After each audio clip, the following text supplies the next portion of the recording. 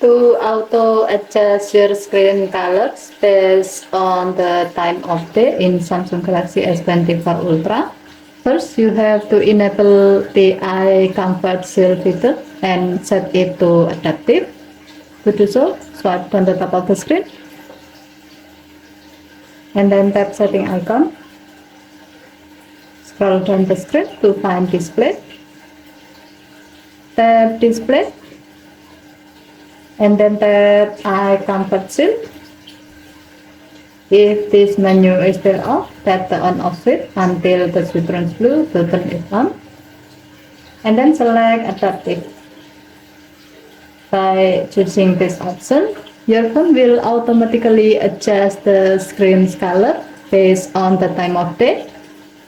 When adaptive eye comfort shield feature is enabled, you will see minor adjustment during the day and significantly warmer colors at night.